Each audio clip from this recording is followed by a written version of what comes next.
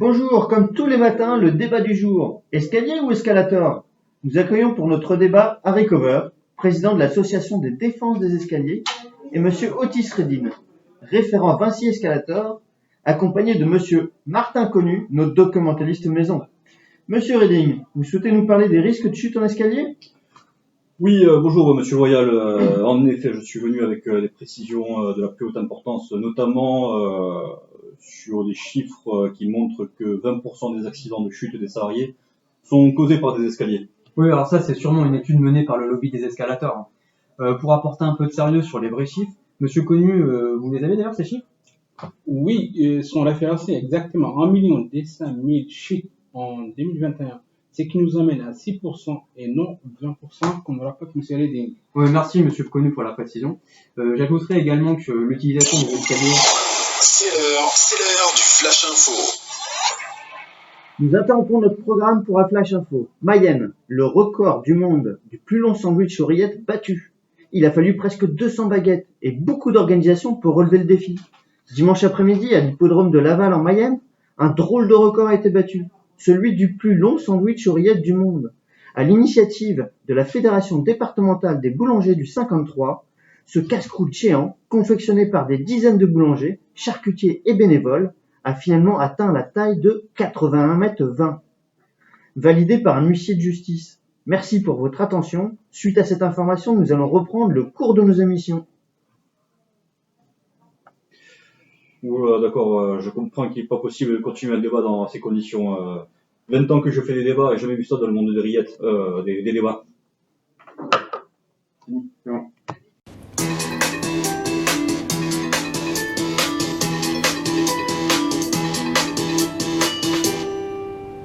Un coin de verdure dans la ville. De plus en plus de Français se mettent au vert. Ils recréent des espaces de verdure dans les villes pour quitter la grisaille et retrouver un équilibre de vie.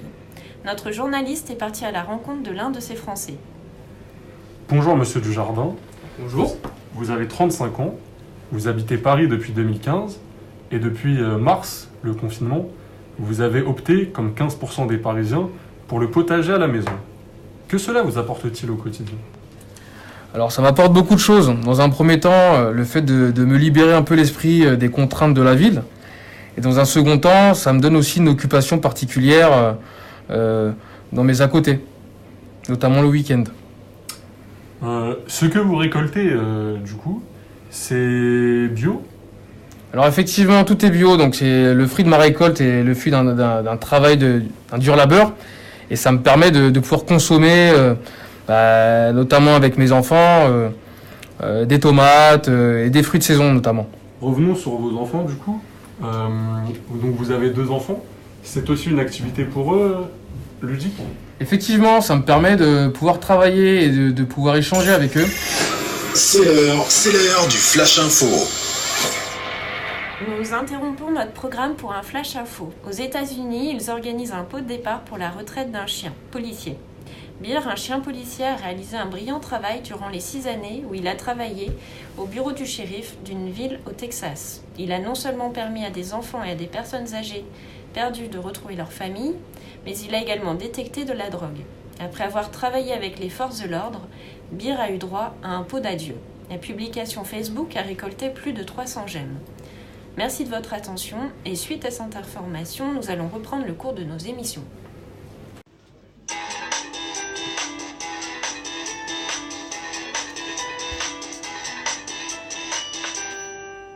Bonjour à toutes et à tous, bienvenue sur Kizio Live Radio FM. Au programme de notre émission, nous allons accueillir Jean-Michel à peu près, qui va nous faire une chronique spécialisée sur l'Afro-Love, donc un courant musical qui cartonne en ce moment. Ensuite, nous allons accueillir Monsieur Floyd Rose, qui nous parlera de son tube de l'été, Substitution inopinée. Jingle.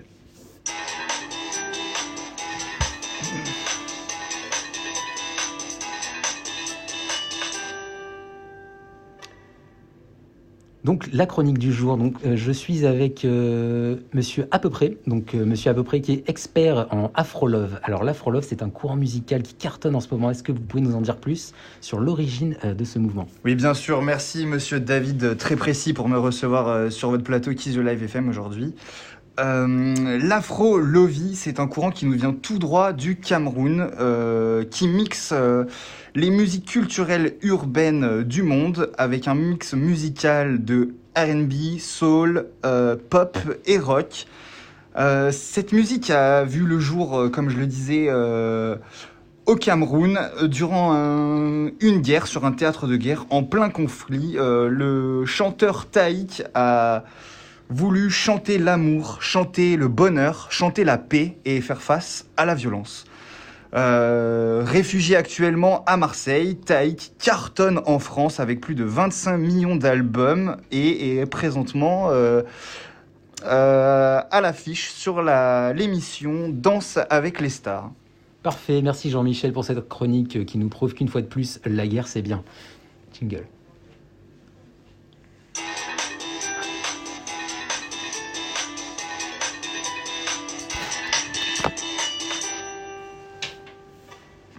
De retour, cette fois-ci pour le débat, l'interview. Donc j'ai avec moi aujourd'hui Monsieur Rose. Donc Monsieur Rose, vous avez sorti un tube qui cartonne absolument cet été, qui s'appelle Substitution inopinée. Donc un lien avec la mobilité visiblement. Alors est-ce que vous pouvez tout d'abord nous dire d'où vient votre nom, Monsieur Floyd Rose, puisqu'il me semble que de votre dernier album, vous appeliez Blue Lagoon. Blue Lagoon, oui, Blue Lagoon, c'était il y a 14 ans. Entre-temps, j'ai eu plein d'albums qui sont sortis. Ils sont passés dans l'ombre, hein, c'est un peu ça. Hein. Oui, alors c'est pour ça, aujourd'hui, le rose, ça se voit beaucoup mieux que le bleu. Moi, j'adore le rose, je vois la vie en rose, c'est ma couleur préférée. Et aujourd'hui, j'avais une chemise rose, donc je me suis dit que ça serait parfait pour la thématique du jour. Voilà, donc... C'est l'heure du Flash Info. Excusez-moi, Monsieur Rose, donc je me permets de vous couper ce fabuleux monologue pour vous faire part d'un Flash Info. Donc en exclusivité dans notre radio, désormais les boissons chaudes seront gratuites pour chaque personne du bâtiment, sans limite de durée ou de quantité. Il est à noter que cette gratuité est offerte par notre sponsor Glucose et Tachycardie. Merci de votre attention. Suite à cette information, nous allons reprendre le cours de nos émissions. Rien sur le masque, rien sur le masque sanitaire. Qu'est-ce que c'est que cette radio ? Je ne voudrais pas devenir un grand corps malade du Covid. Écoutez, monsieur, non, vous savez, ici, c'est le sucre avant tout. Le sucre et la santé. Allez, est-ce que vous pouvez nous en dire un peu plus sur ce titre, donc Substitution inopinée ? Oui, en effet, Substitution inopinée, un album qui m'est venu quand je prenais le train en France, le train à grande vitesse, le TGV.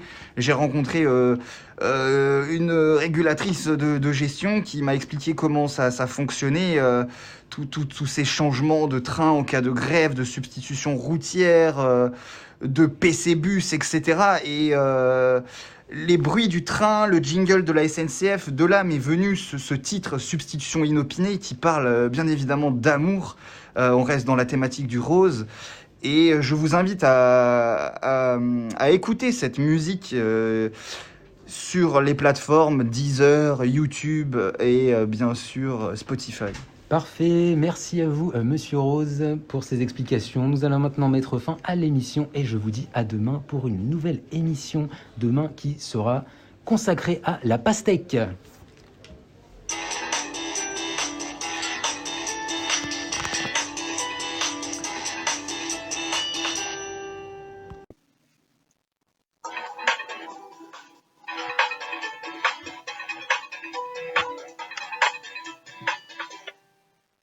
Bonjour à tous, ici Jason Desroulettes de Kizio FM. Je suis accompagné de Rachid Dato, maire du 7e arrondissement.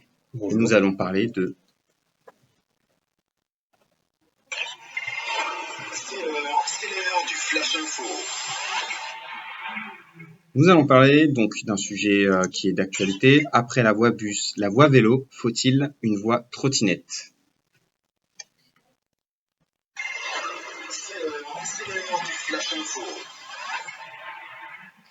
Alors, nous observons de plus en plus de trottinettes sur Paris, c'est un phénomène majeur depuis quelques années. On note quelques morts et des centaines de blessés.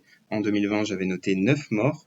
J'aimerais bien savoir, du coup, on m'a donné une rumeur, j'ai entendu une rumeur de Air News, de Jean-Jacques Lourdeau, qui me disait que pour votre fin de mandat, vous allez établir une voie trottinette. Est-ce que vous pouvez répondre? Alors, évidemment, il ne faut pas croire les rumeurs lancées par un concurrent notoirement connu pour ses fake news. Non, évidemment, il n'y aura pas de voie pour trottinette. Il y a déjà les... Attendez, nous avons une flash info. Flash info, nous interrompons notre programme pour un flash info. Il empile 5 M&M's, bat le record du monde et finit dans le Guinness Book. Un ingénieur britannique de 23 ans a inscrit son nom dans le Guinness Book en n'empilant pas 1, pas 2, pas 3, pas 4, mais 5 M&M's les uns sur les autres. 5 M&M's, c'est un bonbon de plus que le précédent record détenu par un Italien et un Australien. Le Britannique s'est entraîné des heures durant à tenter d'empiler cette confiserie au chocolat. Il a notamment profité d'un temps libre imposé par le 3e confinement dans son pays, début 2021. Merci de votre attention. Suite à cette information, nous allons bien évidemment reprendre le cours de notre émission. C'est l'heure du Flash Info. Oui, je vous écoute, monsieur Dato. Comme je vous disais, il y a déjà suffisamment de voies. Les voies cyclables peuvent être empruntées par les trottinettes. Donc pourquoi créer de nouvelles voies? Les voitures sont déjà excédées par la prise de toutes ces voies cyclables. Ça suffit. Vous parlez de voitures, mais moi, je peux vous citer des zones spéciales qui peuvent être possibles, notamment sur des coulées vertes ou en tout cas des parcs, des zones où les voitures ne seraient pas... Les rouleaux. Et les piétons, alors? Enfin, les mettre où? Sur les trottoirs? Sur la route, peut-être? Ça suffit. Dehors, les trottinettes. Très bien, très bien. Eh ben, je pense que le message est passé. Je vous remercie. Et ça sera tout pour nous. Merci et bonne soirée.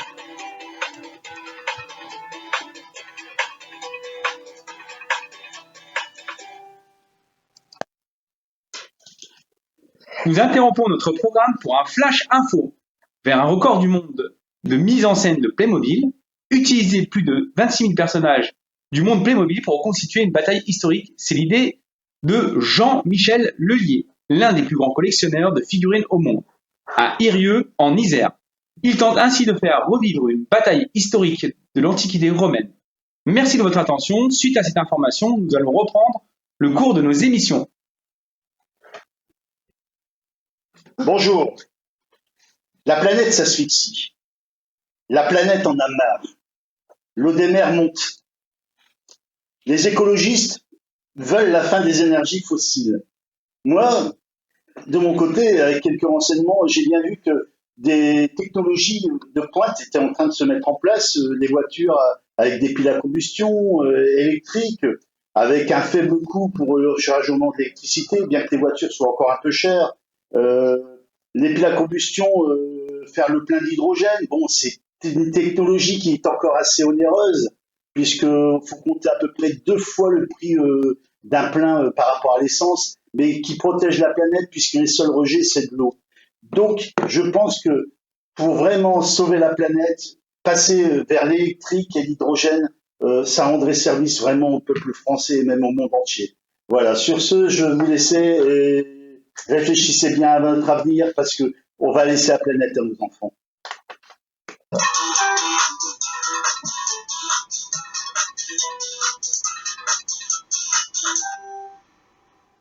Bonjour. Ce matin, une voiture s'est engouffrée dans une bouche de métro.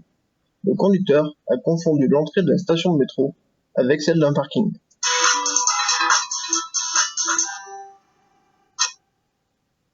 En effet, grosse frayeur devant les galeries Lafayette à Paris. Un automobiliste s'est engouffré dans l'entrée de métro de la station Chaussée-d'Antin-Lafayette, métro 7 et 9, juste devant les grands magasins. Heureusement, aucun blessé n'est à déplorer. L'homme a été placé en garde à vue. Les contrôles d'alcoolémie et de stupéfiants se sont révélés négatifs.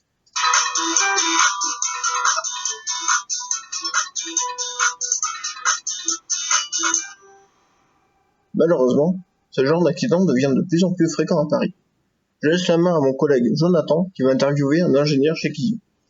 Bonjour mon monsieur Antonin, vous êtes ingénieur chez Kizio depuis une semaine. Face à toute cette recrudescence d'accidents, que proposez-vous? Eh bien, bonjour Jonathan, merci de me recevoir. En fait, la réponse elle est très simple. Il faut équiper les entrées des bouches de métro de grilles de couleur vive. C'est l'heure du Flash Info. Nous avons la patte patrouille qui est en train de poursuivre un kangourou à vélo.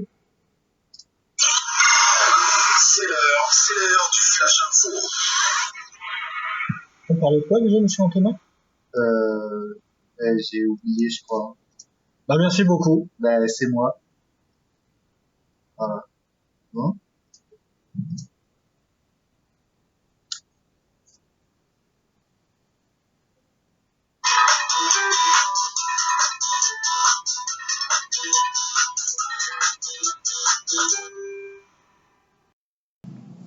Bonjour à tous et bienvenue dans votre nouvelle émission. Nous recevons aujourd'hui Jean-Michel Pollen, un jeune apiculteur de 36 ans qui va nous dévoiler toutes les facettes de son métier et répondra à toutes nos questions.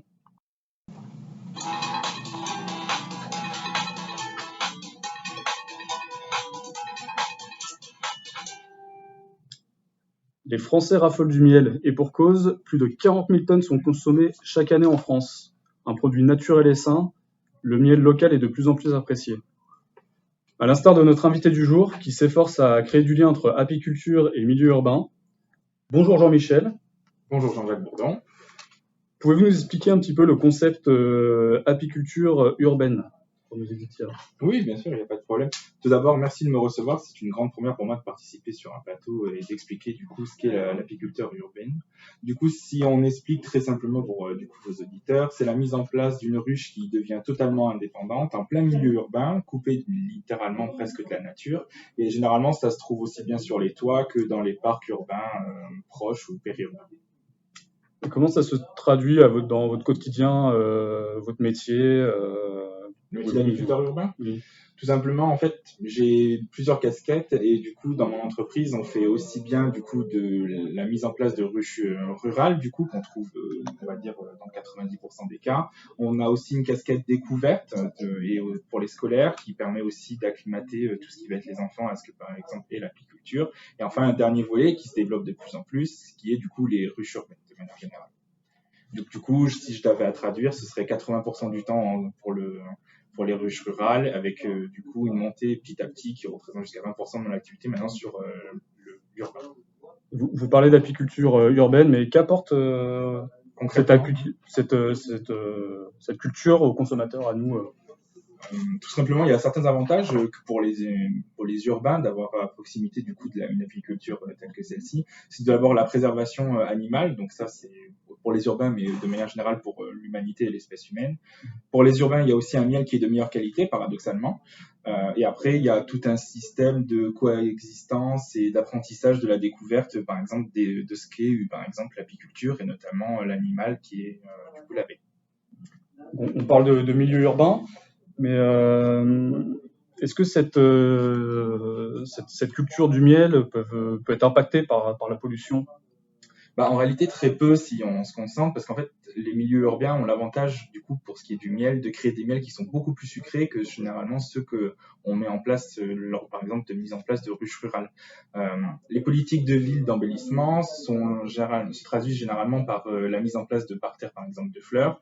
Et il y a une variété de fleurs qui augmente de manière générale. Et cette variété, on la retrouve difficilement en zone rurale, souvent exploitée, qui est notamment exploitée pour l'agriculture, avec, par exemple, de plus en plus une monoculture qui peut être aussi bien maraîchère que céréalière. Je suis désolé, il va falloir interrompre l'interview. Nous avons une information là qui vient de tomber à l'instant.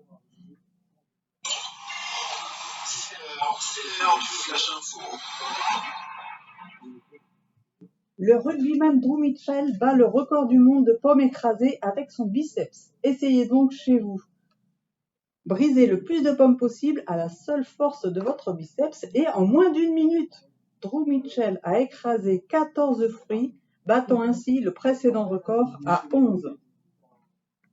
Merci beaucoup pour cette info. C'est vrai que un peu de pommes cuisinées avec du miel aussi, ça peut être pas mal. Hein. C'est toujours. Donc, on va reprendre le cours de notre émission pour finir. Quels sont les risques liés aux installations des ruches en zone urbaine? En fait, tout d'abord, ça va dépendre à travers de quel prisme on regarde. Par exemple, pour les abeilles, il y a beaucoup d'avantages, tout d'abord, parce qu'on est en train de changer de paradigme actuellement sur la vision qu'on a sur les abeilles. C'est-à-dire que maintenant, on avait l'idée que l'abeille était nuisible, et aujourd'hui, ce n'est plus le cas. C'est notamment ce qu'on met, par exemple, en place au sein de mon entreprise avec toutes les rencontres que sont faites avec les scolaires. Et c'est surtout que les abeilles sont de plus en plus un pan essentiel de l'activité de l'homme et surtout contribuent à la viabilité de l'homme à l'échelle de la planète. Donc il y a un risque par contre qui est qu'elles peuvent disparaître à tout moment, donc c'est pas négligeable et donc du coup ça permet de préserver cet écosystème tout simplement. Après, si on vient par exemple pour les avantages pour les riverains, du coup c'est tout simplement la découverte de comment fonctionne une ruche et se familiariser aussi avec un insecte animal qui est par exemple l'abeille. Et de surcroît, parce que c'est pas non plus négligeable, ça fait du miel en circuit très très court, parce que du coup il peut être sur votre toit ou sur le parc à côté. Et après, il y a un inconvénient qui est, on va pas mentir non plus, c'est tout d'abord la piqûre. Mais après, personnellement, moi, je suis allergique aux piqûres d'abeilles. Vous êtes allergique, c'est un peu le comble. C'est tout à fait. Mais pourtant, voilà, j'en ai quand même fait mon métier. Donc, preuve qu'on peut très bien être allergique, avoir des gènes, du coup, que sont les abeilles, et pourtant en faire son métier et les adorer. Eh bien, merci beaucoup d'avoir répondu à nos questions. Les auditeurs doivent être ravis d'en avoir appris un peu plus. Je tiens à remercier aussi toute l'équipe qui a contribué à la préparation de cette émission. Et je vous donne rendez-vous la semaine prochaine pour un nouveau numéro. Merci.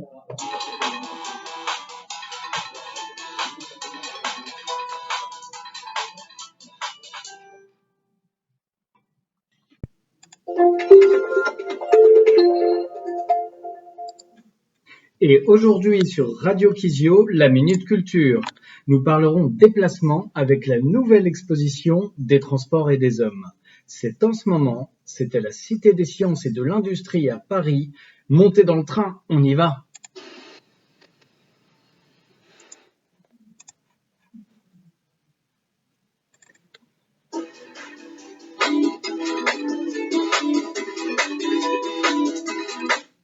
Concrètement, l'exposition aborde 3 thèmes. La mobilité, pourquoi? On a tous besoin de se déplacer, mais les motifs varient du tout au tout.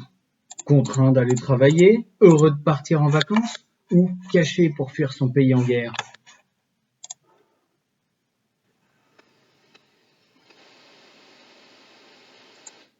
La mobilité, comment? La mobilité ne fait que croître depuis le début du XXe siècle, notamment avec l'essor de la voiture individuelle et de l'aviation. Et enfin, la mobilité du futur, 2050, un spectacle interactif époustouflant. On vous en dit pas plus, on vous laisse découvrir. En pratique, c'est jusqu'au 29 août, du mardi au dimanche, de 10h à 19h. Et attention, la réservation est impérative. Pour cela, rendez-vous sur le site de la Cité des Sciences, www.cité-sciences au pluriel.fr.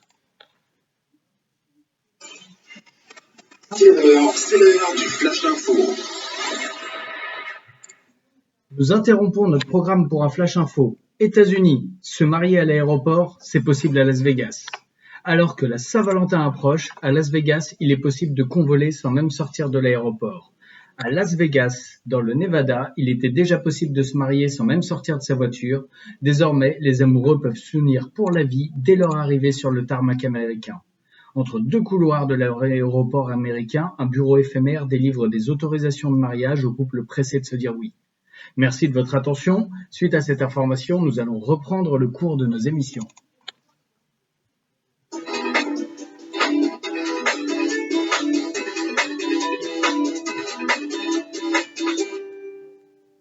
Nous accueillons aujourd'hui sur Kizio Live FM Simon Coupé, le directeur de l'exposition. Bonjour Simon. Bonjour Sébastien, merci de me recevoir et content de venir parler de notre exposition des transports et des hommes. Alors Simon, en 2 mots, dites-nous pourquoi il faut aller la voir cette exposition.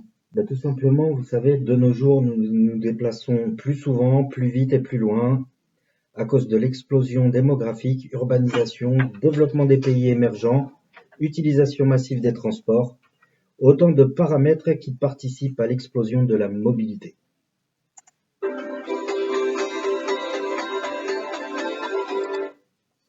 Et si on est pressé, quels sont les essentiels à ne pas manquer? Alors, vous avez notamment parmi les activités à ne pas manquer dans notre exposition, le manège. C'est une œuvre interactive où vous serez photographié, numérisé et modélisé en objet mobile. Waouh, on en rêve tous. Et pour ceux qui sont soucieux de l'écologie, il y a quelque chose? Eh bien, écoutez, cela tombe bien, nous mettons également à votre disposition un simulateur d'éco-conduite afin d'appréhender au mieux une conduite responsable et sécuritaire pour tous. Et peut-être plus polluant, mais néanmoins fascinant si on parle d'avion? Écoutez, pour finir, nous avons le balai aérien. C'est un planisphère parcouru d'une myriade de points lumineux, montrant en 1 minute le trafic aérien sur 24 heures, soit près de 20 000 avions en ligne.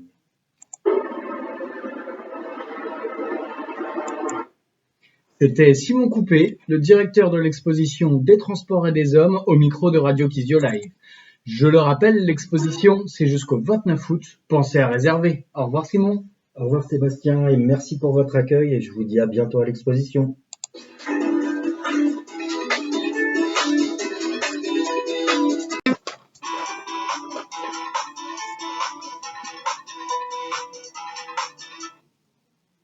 Bonjour et bienvenue sur Kizyo Live, émission haut et en couleur. Aujourd'hui, sujet du jour, l'actualité sportive, Jeux Olympiques 2021. Nous allons parler d'une nouvelle épreuve qui a fait son entrée cette année, le skateboard. Je vous laisse avec notre chroniqueuse Carla qui va vous en parler.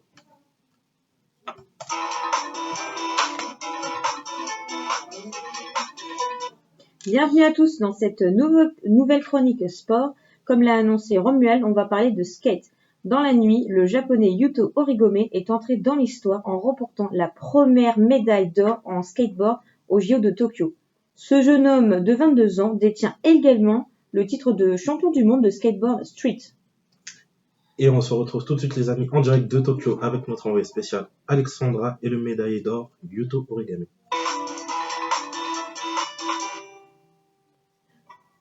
Bonjour à tous, donc en direct de Tokyo, je suis en présence de Yuto. Bonjour Yuto. Bonjour. Alors Yuto, le skateboard, ça fait depuis combien de temps que tu en fais? Depuis l'âge de mes 6 ans. Waouh, dis donc, tu dois vraiment être très expérimenté. Dis-nous, où est-ce que tu as fait tes practices et où est-ce que tu t'es entraîné? Alors j'ai commencé à Venice Beach et maintenant je m'entraîne encore là-bas. Ah, super. Régulièrement. Et de temps en temps, tu t'entraînes dans ton pays? Oui, régulièrement, de temps en temps dans mon pays. Très bien. On voit que c'est un nouveau sport, c'est un sport qui a fait son apparition cette année dans les JO, avec vraiment un décalage au niveau vestimentaire, au niveau de la musique. Il y a tout un état d'esprit, toute une ambiance qui vient avec ce sport. Tu peux nous en dire plus? Eh ben, le fait qu'on peut s'habiller comme on veut, d'une façon très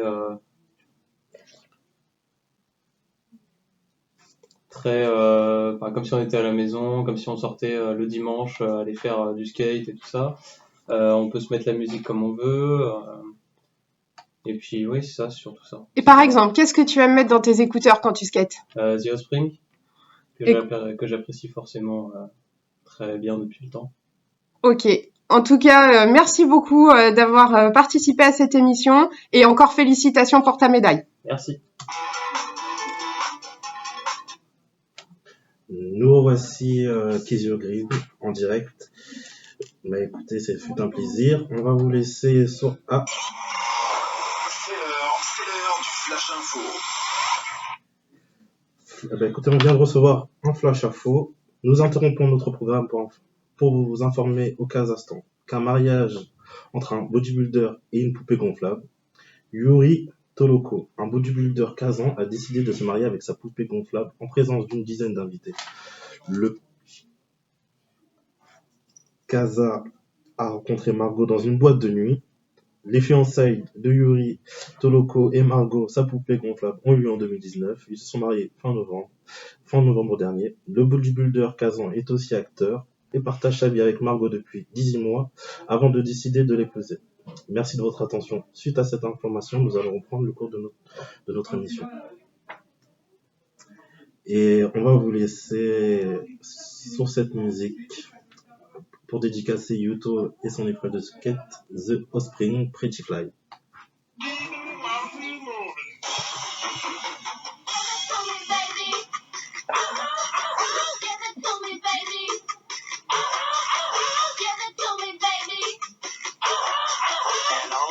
Say I'm pretty fly for a white guy.